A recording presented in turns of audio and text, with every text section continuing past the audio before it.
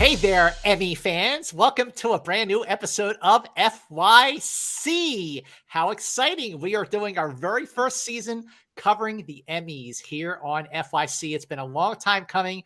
This is very, very exciting. It has also been very, very educational for three movie buffs like us to really get our heads around the ups and downs of Emmy season, but it has been great. Of course, joining me as always on FYC is the amazing Perri Nemiroff and the mighty Jeff Snyder. Welcome, friends, colleagues, and peers. How excited for episode 2 of FYC covering the Emmys, Perri?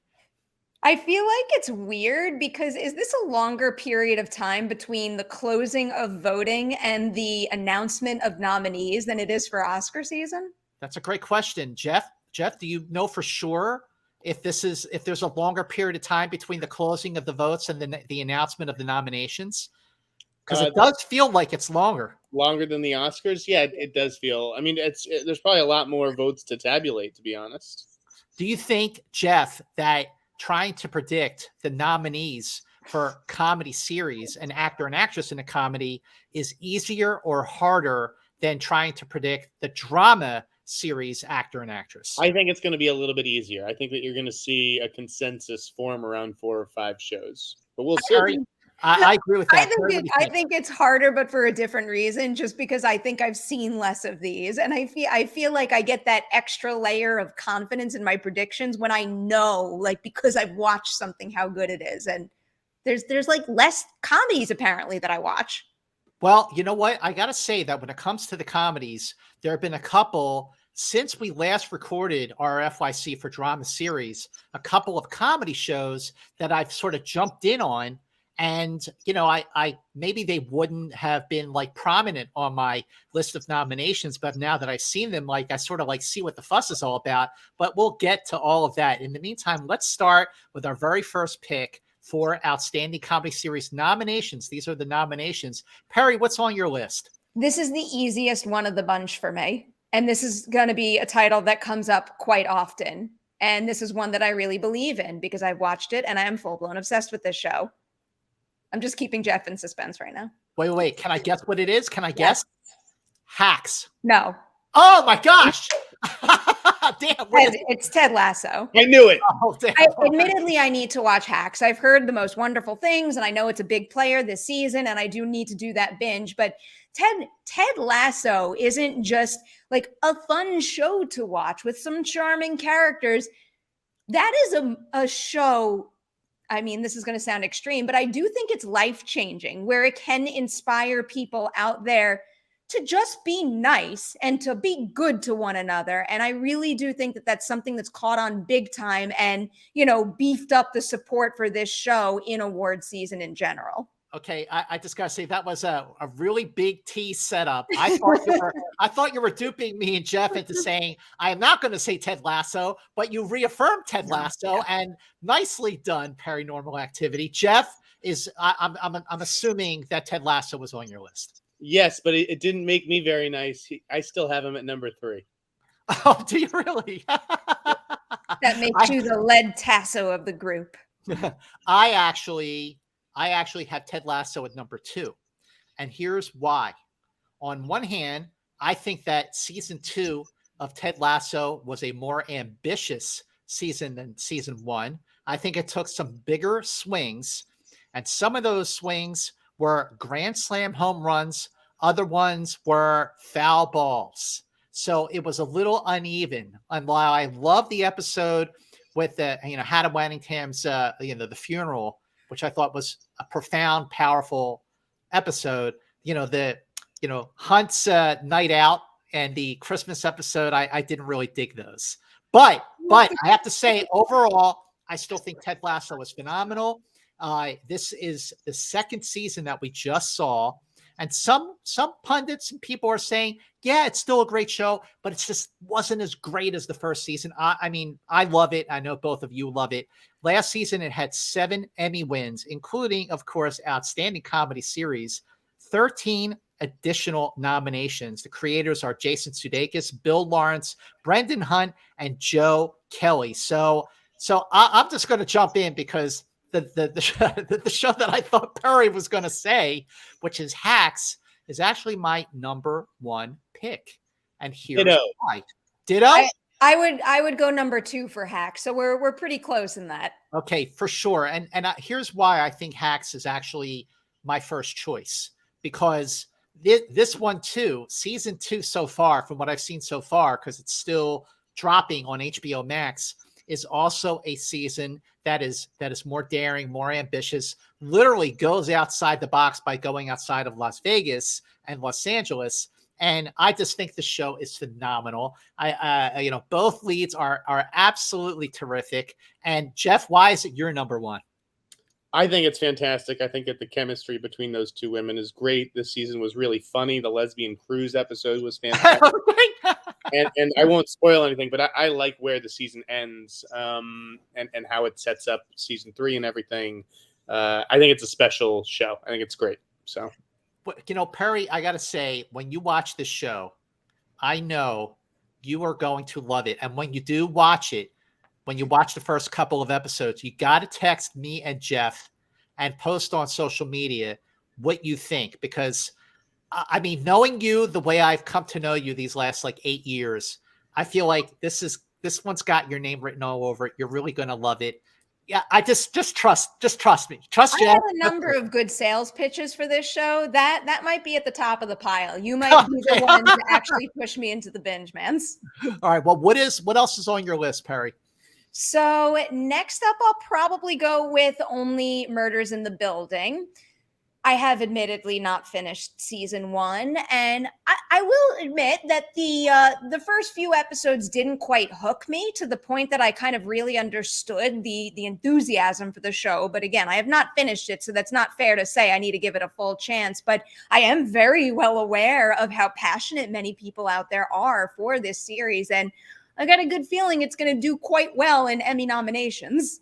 All right, Jeff, what do you think about the Only Murders in the Building? Where is that on your list? Number 4 on my list. Okay. I think it's definitely going to get a nomination. The first season, it was just delightful. And I think it was episode 6 where there was very little dialogue. That was a standout episode. Again, Martin Short, Steve Martin have excellent chemistry. And Selena Gomez really impressed me as well. They did a great job just creating the inner life of that building with all the different residents and personalities, and the building itself was a character as well. Very, very good. I agree. I have Only Murders in the Building at number 3 on my list. The word delightful that you use, Jeff, to describe Only Murders in the Building is exactly how I feel about it. And at the top of this conversation, I said that there was a show that I sort of jumped in on after we taped our FYC on Outstanding Drama Series. This is one of them. And first, it's a very easy show to binge because the episodes are only 30 minutes, give or take a couple minutes. But Perri, I'm with you that the first couple episodes, I liked it. I'm like, okay, well, I certainly get why people love it, but the show does get better throughout the first season as it goes along. And now season 2 is dropping and it's getting even better reviews than the first season, which is like, well, okay. I'm really curious to now see season 2. Good timing. I think that season 1 will benefit from, the extra publicity that they're giving season 2. To be fair, I've been thinking about this a lot lately, just because we binge stuff nonstop. I feel like with more and more content out there that we're constantly binging all the time, sometimes it's a little difficult and it creates an even bigger uphill battle for a new show to catch on very quickly. Because it's only been so much time since I fell in love with a different show and loved that one so much that I'm holding the first few episodes of this new show to that one's standards. And it's like an unfair fight, but it's the nature of the business right now in the world. The real problem is that a lot of shows, the streamers, the networks give you 5 episodes of the 8 episodes. Okay. And then you're supposed to remember 5 weeks after the show starts debuting. Yeah. They're on episode 6 comes out next week. I got to pick it back up. It's a huge problem. Just give us the whole show or nothing. Don't even get me started on that issue. Now that first of all, this is a whole new world for not just for television, obviously because of the streaming services, but for us, because the 3 of us and usual FYC watchers and listeners are so used to sort of that year-end purge of all these great movies that come out all at once. And the same argument that you just made about the streaming shows, Perry, is the argument that we always lobby against the films that we see a great movie, and before we've even had a chance to let it marinate in the process, and we have to go on to the next one. So that's the same situation that we're now in for the streaming services. And there is so much content. Trying to keep up with all of it it's fun. I mean, it's a good problem to have, but it is a little on the overwhelming side, but that's just the way it is, at least until some of the streaming services go away. Well, we'll see about that. I'm just saying television is about rhythm. And when you're breaking up that rhythm, it hurts the momentum of watching a show. Well, because I just got through season 1 of Only Murders in the Building, and then I just see, oh my God, season 2 just dropped. I'm like, Jesus Christ, unbelievable. All right, Jeff, what else is on your list? The one that we've overlooked in my top 4 is Barry. I mean, Barry, yeah. Terrific. And like Ted Lasso, just a ton of supporting actors, who elevate the show, who surround Bill Hader. This season was darker than ever, but I really like my comedy pitch black like that. So I think doesn't surprise us at all. Perri, where does Barry fall on your list? Barry is 100% on my list. I think this is a pretty inevitable. I feel really confident in every single show that we've talked about thus far. I think Barry getting a nomination is a shoo-in. Yeah, those 4 are locks, I think. Okay, I think there's more locks. Actually, maybe you're right, Jeff. Maybe this is the easier category to predict. Well, okay, so here's a few things about Barry. Barry's just wrapped its 3rd season, and the 3rd season got phenomenal reviews, even better than the first 2, because as Jeff said, it is darker. The creators are Bill Hader and Alec Bird. It has 6 prior Emmy wins. 2 of those Emmy wins are back-to-back Emmy wins for lead actor in a comedy for Bill Hader. So it also has 23 additional nominations, including nominations for Outstanding Comedy Series. So because there is such a groundswell of support for Barry, and because so many people are saying that this one is the best season yet, that could actually pose a threat to returning champ Ted Lasso, or even a show like Hacks. So it's going to be very competitive between 3 or 4 shows for the win. But right now we're still focused on the nominations. Where on your list, Jeff, do you have Atlanta? I don't have Atlanta on my list. I don't watch Atlanta, though. So, there's a bunch of shows that could very well get nominated, whether it's Marvelous Mrs. Maisel or Abbott Elementary, that I just don't watch for whatever reason. But, they're certainly strong contenders.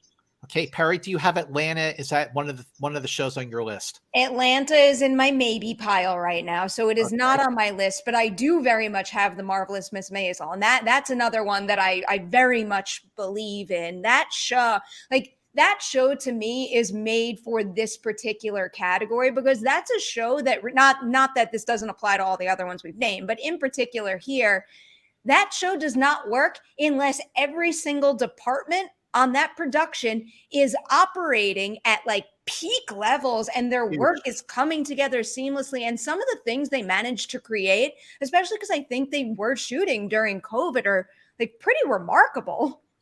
Okay, so here's what I have to tell you, Perri. I completely agree with you about Marvelous Mrs. Maisel. I have it number 4 on my list. The production design, the production values, the wardrobe, the sets, all that is absolutely outstanding. And yes, they did shoot this during COVID, and they shot it when things were still really, really heavy with COVID. And yet they made a show that does not look like it was shot during COVID. I mean, the first episode takes place in Coney Island. And then I'm like, did they shoot this before the pandemic? Because it's really amazing. Man, Jeff, I know the Ferris wheel part. Yes. We were barely into the new season, and I'm like, this right here is a brilliantly crafted scene. I love this show, and I feel like as this show has progressed from season 1 to season 4, it has really come into its own as an ensemble.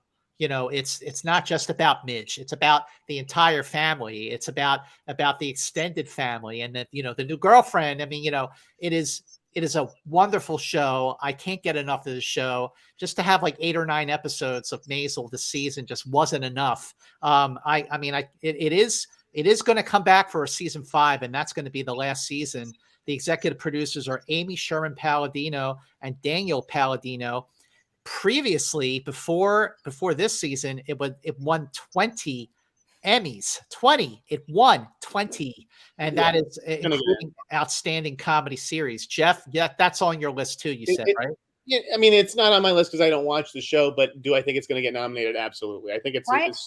Why aren't you including things that you watched? What, aren't I? Yeah.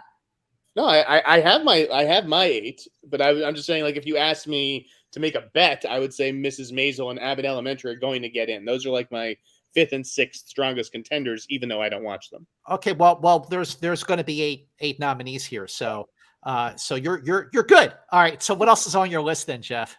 In the 5 slot, I have Reservation Dogs. Oh, okay. All right. I think Reservation Dogs is terrific and unlike anything else on TV, and those 4 kids are amazing. One just signed with CAA today. I think it's a show that's kind of on the fringe of a nomination. You know, if it gets in, it may get that 8th slot, but I thought it was great. Perri, is it on your list? That's why I don't have it on my list, but I can see a world where it does get the nomination. But I'm being a jerk with my 8th spot. I'm going to name something that might be coming more from the heart than it is from it realistically earning a nomination in this category. Which is? Cobra Kai.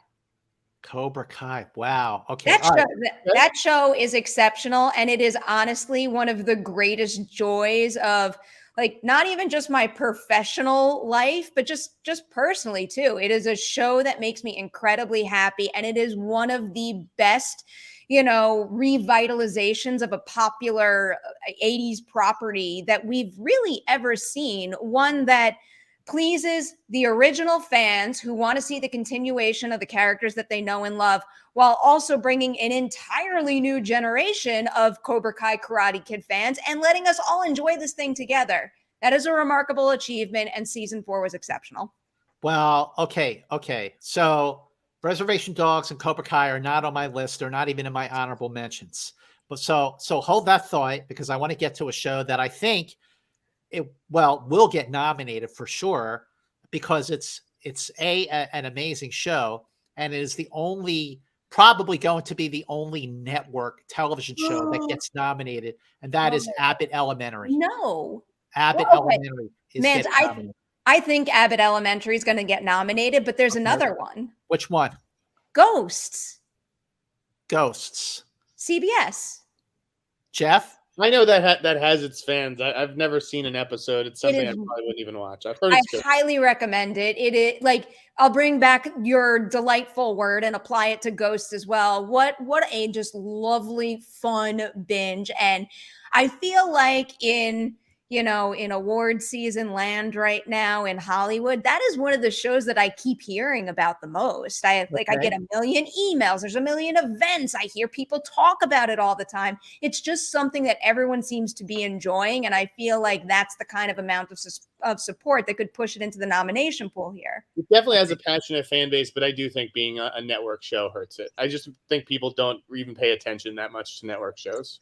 Well, I mean, look, Abbott Elementary it's like a phenomenal show. It's only one season, and the creator Quinta Brunson is also the lead on the show. And for people who haven't watched it yet, it's a mockumentary. It's not a straightforward comedy, like a narrative comedy, but it's a mockumentary, which is really, really hard to pull off. And Quinta Brunson plays a second-grade teacher at one of the worst public schools in the country, which just so happens to be in my hometown of Philadelphia. So there's that. The fact that the show has someone to identify with, in Quinta Brunson, like, I don't think Ghosts has that person. You know what I mean? Okay. So far, I'm just going to go through the 6 that are definitely on our list of nominations. Ted Lasso, Hacks, Only Murders in the Building, Marvelous Mrs. Maisel, Barry, and Abbott Elementary. I think that's fair. Okay, so that's 6. So my number 8, Perri, you have Cobra Kai. I have What We Do in the Shadows. I think What We Do in the Shadows has a chance too. It's like right now, it's not on my list, but right now I have, Reservation Dogs, What We Do in the Shadows, and Atlanta kind of in a similar zone. Okay. So all right. So here's the thing. The reason I have What We Do in the Shadows on my list, A, because it's a good show, but it's in its 3rd season. The 4th season drops in July. I think it's July 12th. Like right in the sweet spot of, I mean, the nominations are actually announced that day too. So that's not going to help with the nominations, but it could help for a win if it does get nominated. It has 10 prior Emmy nominations, including last year, Outstanding Comedy Series. Of course, it's based on the movie of the same name created by Jermaine Clement. Now, okay, so I think just in the sense of like, getting to the point, we're at that point where, we're not agreeing, but there are shows where 2 of us are behind it. And those shows where at least 2 of us are behind it are Atlanta, and the other is Reservation Dogs, because both of you like Reservation Dogs and have it on your list. And Perri, I love Atlanta, and you said it's kind of on the cusp. For what it's worth, I know we have to agree on something and this probably won't help, but I think Ghosts truly does have a better shot than all of these titles that you're listing off right now. Really? I really deep down believe it. I respectfully disagree, and I would give the edge to all the FX shows from Atlanta, What We Do in the Shadows, and Reservation Dogs. All right, so I'm definitely going to go with Reservation Dogs here, because both of you, I mean, look, I've heard great things. It's one that I've missed, but I definitely have heard great things. Both of you are vouching for it, so I'm definitely going with you there. But that leaves us to number 8. So number 8, is it Cobra Kai? Is it Atlanta? Is it Ghosts? We got to pick something here. I've got 3 others just to throw out there for your consideration. Okay. I know. Real quickly, Dave. Season 2 of Dave was great. Curb Your Enthusiasm can't be forgotten. And then the other newcomer this year is The After Party on Apple. Oh my God, I love The After Party. The After Party is in my honorable mention. That was my 8. That After Party is phenomenal. After Party is phenomenal. The Chris Miller, created the show. And the other show that's on my honorable mentions list, I have 2 other shows on my honorable mentions list. One is Blackish, which 8 seasons. This is the last season.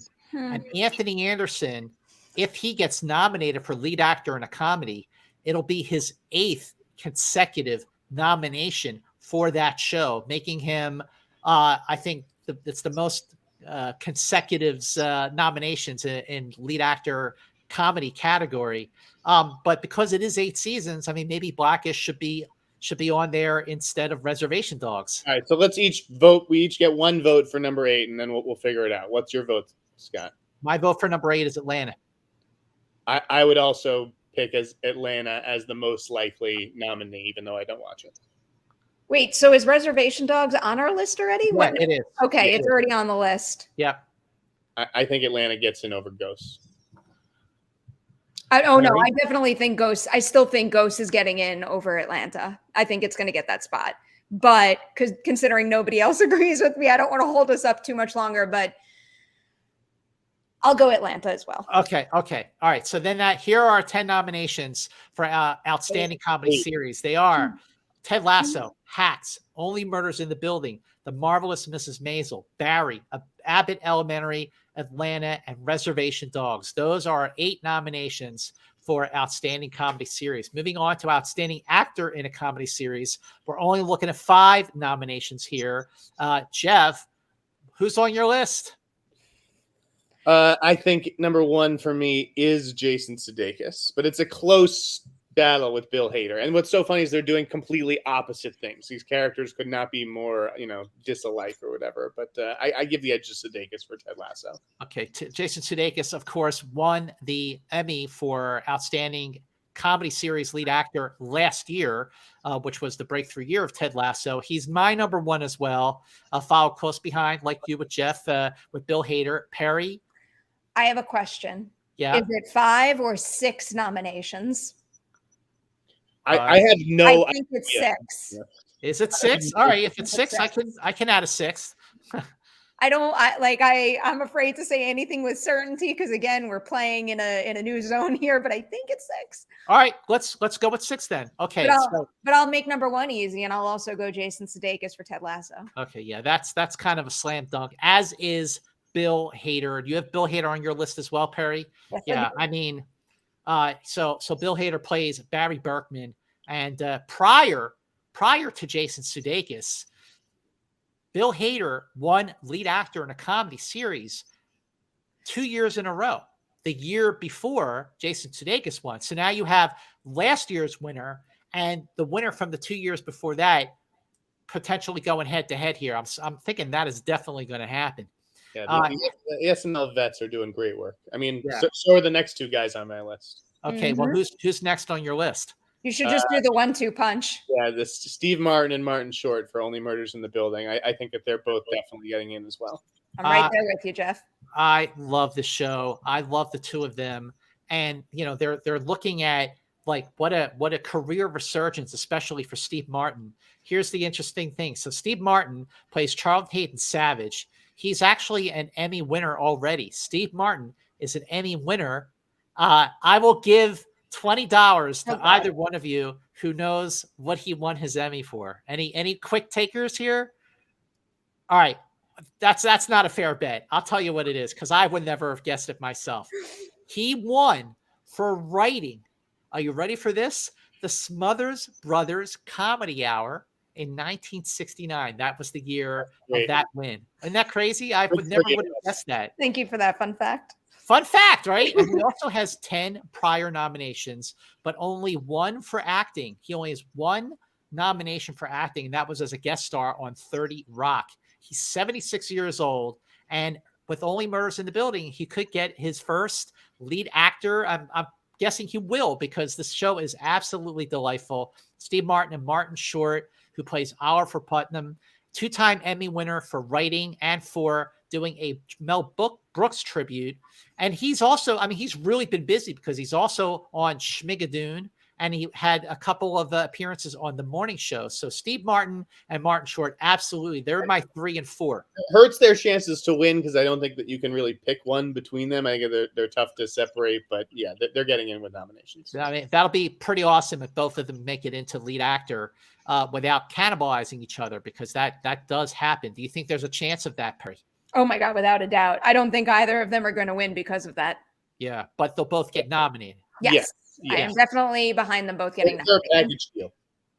Okay, so we have our first 4, our slam dunks here, but what about number 5, Perri? Donald Glover. Donald Glover. Yep. That's who I got here. My well. I have a feeling the last one's where we're going to deviate most. Of course. Jeff, is Donald Glover on your list?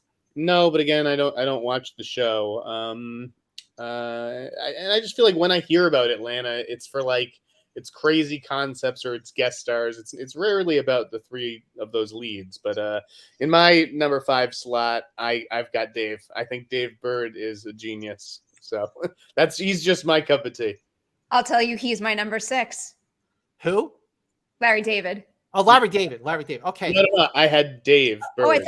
I thought you said Dave, like as in like you were giving a nickname to Larry David. No, I meant like. Oh Dave. no! Well, there's my number 6, Larry David for Curb Your Enthusiasm. Okay, so I have. Okay, so Dave Bird for Dave. Yes. Okay. Like little. I should have paid attention more. Okay, so Donald Glover as Ernest Marks. He is a 2-time Emmy winner for lead actor for Atlanta, but also for directing an episode of Atlanta. So Donald Glover, I think he should be number 5 on this list. My number 6 for nominations, I'm actually going with Anthony Anderson because he was nominated every other year, 7 prior years, 7 straight Emmy nominations for lead actor in a comedy series. Plays Andre Johnson, and if he gets nominated for his 8th consecutive time, he would break the record for the most nominated Black actor ever for outstanding lead actor in a comedy series. I think, the show's in its 8th season. I just feel like he gets in. He gets in with. I think I'm the tiebreaker here. I think it's between Anthony for Mance and And sorry, Larry David. Anthony Anderson, Larry David, and David Bird are like our three that we're throwing in. I will lean towards Anthony Anderson. I think Mance is correct that Anthony Anderson is going to get in over someone like Larry David, who is playing himself on the 11th season of Curb. So yeah, I would go. I think that's a fair prediction. I can get behind that. Look, I had Larry David as one of my honorable mentions. And he's also a 2-time Emmy winner, of course, for writing Seinfeld and for when Seinfeld won Outstanding Comedy Series. He was nominated for lead actor for a comedy series for Curb Your Enthusiasm 6 times. But I just feel like the momentum here is behind Anthony Anderson. Any other names you want to throw out there before we move on? Don Cheadle for Black Monday as Mo Monroe. Did you watch that show? Yes, I did. I thought it was the only one. Nope. I thought it was awesome. I thought it was so stylized and so fun. And Don Cheadle was just fantastic as Mo Monroe. He's an 11-time Emmy nominee. 2 of those times for lead actor for a comedy series for Black Monday. And of course, he's an Oscar nominee for Hotel Rwanda. But I don't think that he makes the cut, but he's facing an uphill battle. Same with Danny McBride for The Righteous Gemstones and Sam Richardson for The After Party. Okay, so then our 5 nominees for six for lead actor in a comedy series are Jason Sudeikis, Bill Hader, Anthony Anderson, Steve Martin, Martin Short, and Donald Glover. Let's move on to our 3rd category today. We are picking the nominees for Outstanding Actress in a Comedy Series. Perri, lead us off. All right, I'll go with the most obvious of the bunch, Jean Smart for Hacks. For sure. Jeff? Same. And looking at it, I don't even know who challenges her for the win. I think she has it all in the bag. But I think you might be right. Jean Smart as Deborah Vance in Hacks is an actor's dream. She just takes the bull by the horns with that show and that character and absolutely runs with it. She won the Emmy last year for Outstanding Actress in a Comedy Series. She won 3 prior Emmys before that, 2 for Frasier and 1 for Samantha Who, and she has 7 prior nominations. So clearly the TV Academy loves Jean Smart, as well they should. Who's next on your list, Jeff? Oddly enough, Selena Gomez, Only Murders in the Building. Thought she was great. Really was skeptical about her going in. Like, they're going to put Steve Martin and Martin Short with Selena Gomez. Yeah. But she totally stepped up, and she deserves it. She earned it. She's getting that nomination, without a doubt. I am pretty damn certain that that's happening. Okay, she was actually 6 on my list, but after those, wow. But no, I agree with you. She's fantastic on the show.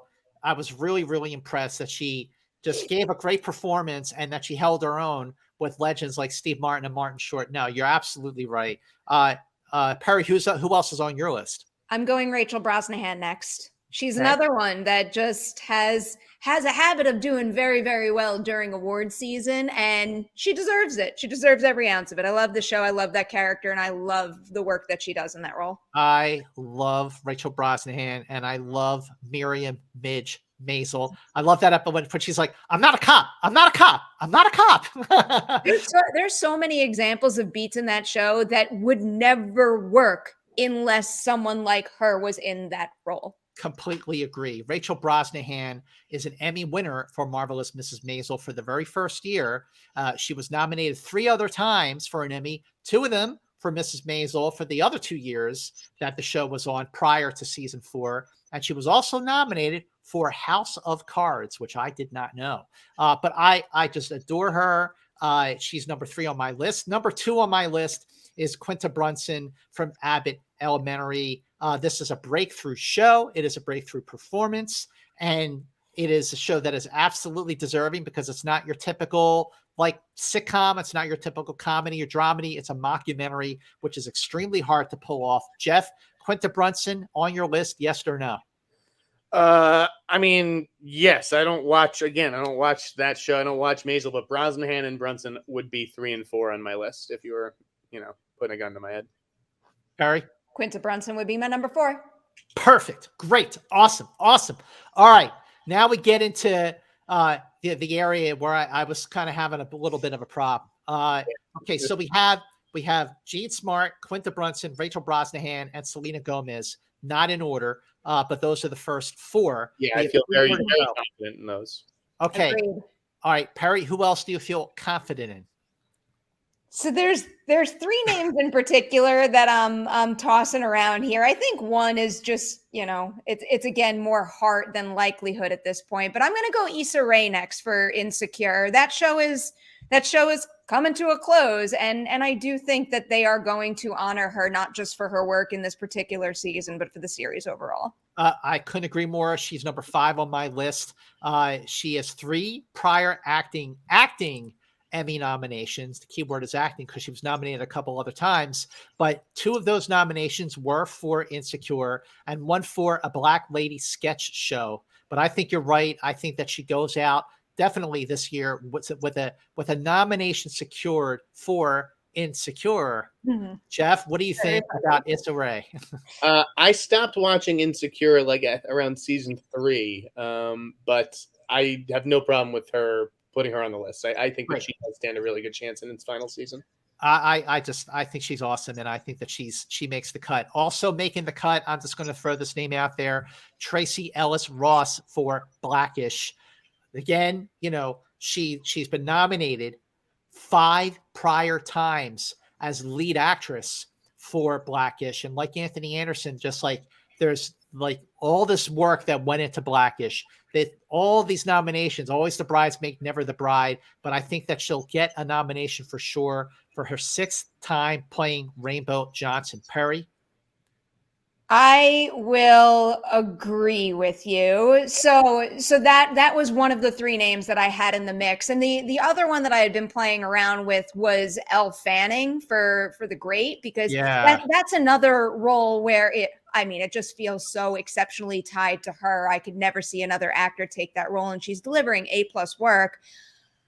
But I do think when we get to it, she's going to be a name in contention for limited series honors. And I think that, I guess one might cancel out the other, but if she has a really good chance over there, maybe they'll give it to someone else over here. And I think Tracee Ellis Ross has a good shot regardless. So I will go with you, Mance. Well, I agree with you about Elle Fanning probably getting nominated for limited series, lead actress in a limited series for The Girl from Plainview, because not only is it a great performance, but it is a show that handles a very serious subject matter very delicately and with sensitivity. It is a really profound show, and I was like, and this is a bold statement because I think Elle Fanning is fantastic, but she was knockout in this performance in The Girl from Plainview. But I'm digressing here, Jeff. She better get one or the other. I will be very sad if she doesn't wind up getting either nomination. Jeff?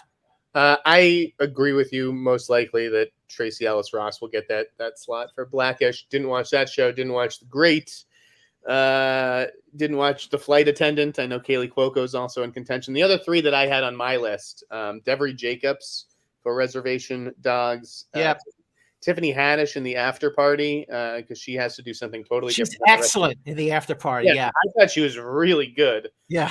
And then the one performance that I'd like to get behind, even though I really didn't like the show, she was kind of great on it, was Rose Byrne in Physical. Like, that's a hell of a performance. The show leaves a sour taste in your mouth, and she's just playing an awful character, but I can't knock the commitment. All right, I got to tell you, I did watch the first couple episodes of Physical because Rose Byrne is an awesome actress. I mean, and she's been at it for a long time. She's like one of those actors who, like, she's always great, but she never gets like this kind of attention where she gets like Oscar nominated or Emmy nominated. I think the character is a tour de force, but I don't like the show itself. So I agree with you there. Also on my list, I did have Kaylee Cuoco, although I have to say that The Flight Attendant just doesn't really do it for me. it doesn't hold up under scrutiny to me. It's annoying to me. I know that's a horrible word to use about a show, but the flight attendant is annoying to me. Fair word. Well, here, just like one broader point, it is kind of interesting to think about how we have these conversations about TV shows versus films, because there's been so many cases where like a not so great film has a triumph of a performance, and then I just got distracted. Are you just like showing us your shorts? like bared your ass to the camera. No, it's okay. Oh, Don't. No. Oh my God. Don't let my video get flagged. How do I look too long? Oh my God. Guys, Oh it's my 90 God. degrees here in Boston. I'm wearing shorts. Okay.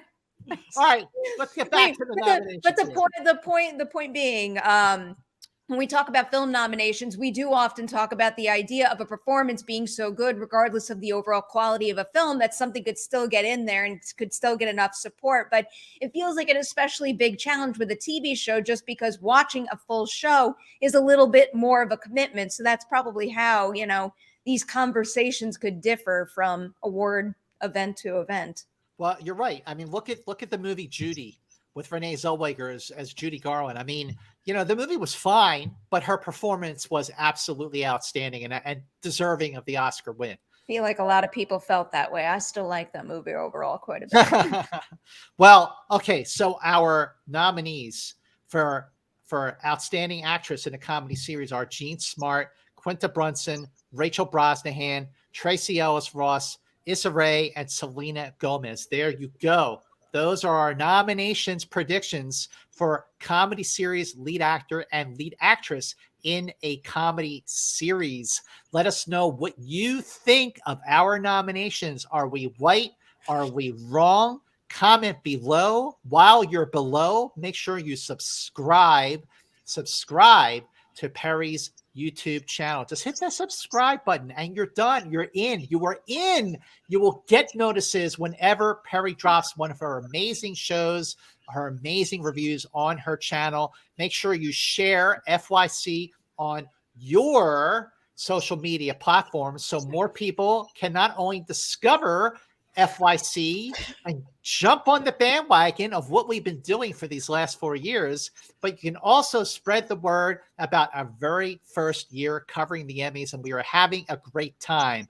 By the time we come back for our next show on FYC, those Emmy nominations will have been announced, and we are going to give you our reactions. Until the next episode of FYC covering the Emmys, which, just to mark your calendars, the 74th Emmy Awards will take place on Monday, September 12th, 2022. Till the next episode of FYC, FY, see you later.